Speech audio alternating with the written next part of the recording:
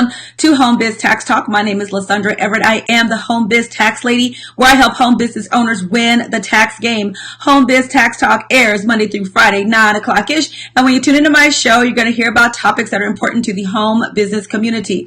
All right, today I want to talk about 5 things that you can do for year-end tax planning, you guys. Because believe it or not, the year is ending. Did you not know? All right, so I want to talk about, a few things because, okay, so we know that tax reform started January 2018. Most of the provisions with the tax reform started on January 1st. So this is going to be the first year for this tax reform filing, like really for everybody, okay? So with that in mind, there's going to be a lot of things changing. There are going to be a lot fewer people who are itemizing, which means that there are going to be a lot of people who are going to say, okay, I'm just going to do my taxes myself, which you know what is okay as long as you know where the numbers go. Okay. So I have not seen the tax software yet for next year. I slowly see some companies that are releasing their software, which is great and everything, but yet and still, you got to know what the numbers are supposed to look like. The thing about tax software is that it doesn't tell you if it's the right thing to do. It just lets you, if you just go put some numbers somewhere and it'll just go, okay, sure, right?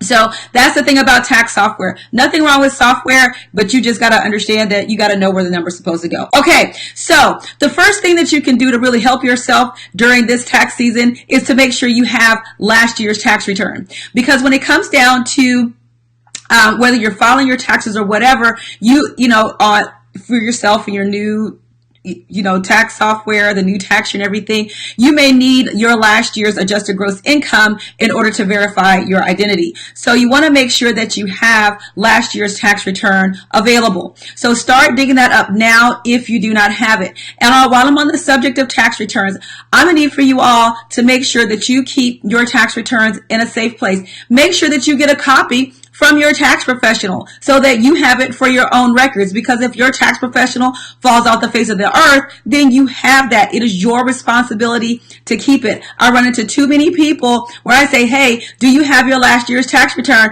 And I get, yeah, the deer in the headlights, silence, because they don't have just the last year's tax return. Forget the previous 3 years, okay? Woo, I'm going to need for you guys to get better with that. All right. So that was number 1. Make sure you have your last year's tax return handy. Okay. Number 2 is to understand that your tax refund, okay, for those that have tax refunds that are related to earned income tax credit, or if you're expecting the additional child tax credit, you want to plan to not receive those returns until mid to end of February. Okay. I don't care if you file your taxes on January 31st or whenever the IRS opens to receive taxes. You are not going to see those refunds until the middle or, towards the end of February, praying that everything is working on time, right? So don't plan on seeing that until February. So if you are like waiting on this refund with bated breath, then you need to know that, hey, you need to plan for February, not, middle to the end of February, not the beginning of February. Do not call your tax professional asking them where your refund is, because your tax pro does not have your refund. That is the government. Okay.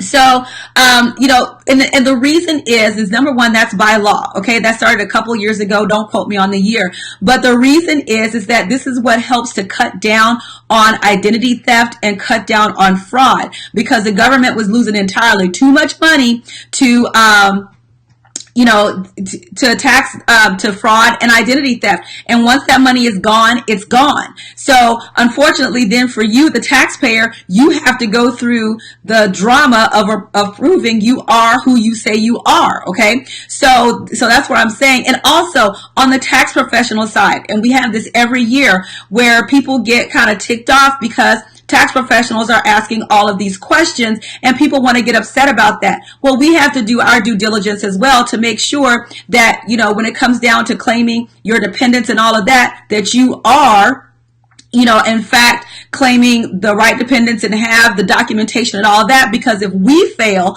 then we can be fined. And as far as the we is concerned over here, I ain't trying to give the IRS no money that I don't owe them. Okay. So yeah, you have to understand that we as tax professionals have our own due diligence to make sure that, that we go through as much as possible to make sure you are claiming dependents that are actually your dependents and you ain't bought Susie's social security number from down the street. Okay.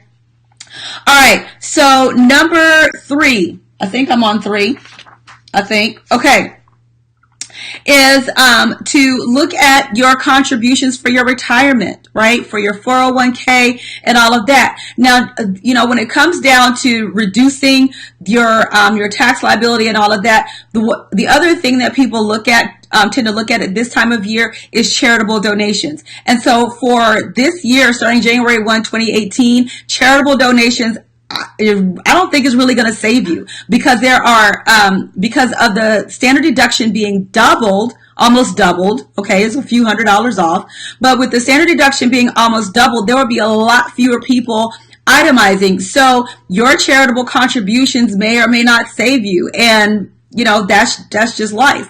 Okay, so you're going to find out if people are really donating to charity because they're really charitable, or if they were just looking for a tax write-off, right? So, but just know that, like I said, during this time of year, as people looking at charitable donations, can I give, donate all X amount to Goodwill or Salvation Army or whatever, and then, but unless you exceed your standard deduction, you're not going to see any additional tax benefit. And even if with that, there are still limitations to your adjusted gross income. Okay, so just letting you know. All right, number 4, going to my home business owners. This is the time where you need to be looking at your income and expenses. Okay. And number 1, making sure that you have tax dollars available based on your profit, right? Make sure that you have your tax money set aside, okay? Because the tax man shall come, okay? Because he come every year, and sometimes he come 4-5 times a year, okay? So that's number 1. But number 2, you also want to look at, if you have profit, is to look at where you can reinvest in your business, right? If you need to upgrade some stuff, whether it's a new printer, a new computer, whatever, are there areas in your business in which you can reinvest? And so now is the time to do that, because you only got till, December 31st. January 1st at midnight, everybody turns into a pumpkin and we all start over, okay? So December 31st is it. So you need to make sure that you're looking at your business. If you're trying to reduce that tax liability, is to look at where you can reinvest in your business, whether, like I said, a new equipment, new software, whatever, okay? So that's number 4. Review your income and expenses. Know what kind of profit that you have, what kind of tax bill you're looking at, and if you can reinvest in your business in order to reduce your tax liability. Number 5, start looking for that tax professional now. Okay? Start looking for your tax professional now. Because see, what happens is, it started January 1st. Oh, really? Yeah. About January 1st, everybody and their grandmama gonna be tax preparers. I did not say professionals, I said tax preparers. You're gonna see people, at the car dealerships, at the grocery store, just everywhere. You go sit on Facebook, woo, I'm a tax preparer. And, hey, listen, take the time to really talk to whoever you are planning to do your taxes, okay? Whether it's me, I don't care who it is, okay? Now is the time to do that, because you're going to have credentialed professionals, okay? Credentialed professionals are enrolled agents and CPAs. Those are the 2 biggest ones. But every credentialed professional has their specific specialties, okay? You need to know what that is. So if somebody brought a trust return to me, yeah, I could do it, but I would tell you, this is not my specialty, and I will hand you off to someone else. So you need to make sure that who you're dealing with, even though they're a credentialed professional, that they understand exactly what your business is and what goes on in that business. And for non-credentialed professionals, we have some great tax pros out there that are not credentialed. that means they've probably been doing taxes longer than I've been alive. But you also need to make sure that they're participating in the annual filing season program. And what that is that this is a program that tax professionals who are not credentialed go through to to get continuing education, that they're staying up on the tax laws and they're not simply depending on software to prepare your taxes. You don't need a number cruncher in your life this year. You don't need somebody that's just going to put in a number in the software and say, okay, this is what you owe or this is what you're going to get back. Because quite frankly, if your tax professional can't look at that and say, there's something that's not right here, then you need to find someone else, because your tax professional needs to kind of have an idea of what your tax return is supposed to look like. With the different schedules and stuff, because we're supposed to have this little postcard size 1040 with 6 additional schedules. That's real cute. But you got to know, you have to have some kind of working knowledge of what it's supposed to look like. So that's why I tell you to start now looking for your tax professional instead of waiting until April 15th and then you just go to Lottie Dottie or anybody and get your taxes done and you just pray that your stuff is done right. Okay? So start looking for that now. All right. So those are 5 things that you can really start doing now to help you prepare for for tax season. For my home business owners, I've gotten a lot of home business owners that are asking me, hey, can I just do this myself this year? And I'm telling you that this ain't the year. This is not the year for you to go to Ray Ray's Chop Shop and getting your taxes done, especially for my home business owners. You got to know where the numbers go. I had a consult the other day with the lady who's like, okay, well, what form do I use to claim my business expenses? And I flat out told her, if you don't even know what form to use, then you need to have a professional to do your taxes. Okay. It's not that we trying to go make you, just make money off you, right? It's because you need to make sure this stuff isn't done right, because the consequences are the consequences are always more expensive than the prevention, which is to use a tax professional or to book a consult. Like, I don't know how much to tell you, and nobody really believes that until they get the letters from the IRS and saying that your stuff is wrong. You owe us X amount of dollars and we want it now, please and thank you.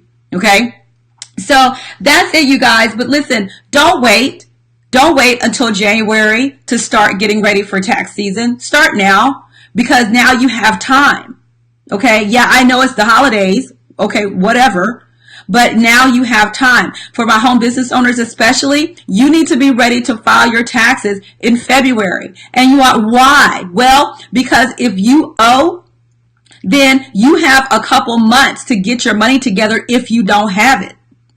But if, so you can file early, but you don't have to send the check until April 15th. So be ready, because if you're a home business owner, the only thing that you should have left to do, if you've kept up with your bookkeeping and whatnot, come January 31st, you should have all of your other documents and you should be ready to go. It's just that simple. So don't wait until the last minute. Okay, so that's it. I have beat that horse to death. Thank you guys so much for tuning into Home Biz Tax Talk. Again, my name is Lysandra Everett. We air Monday through Friday, 9 o'clock-ish, and you can come here to get your questions answered about your home business taxes. All right, have a great day. I'll see y'all next time. Bye.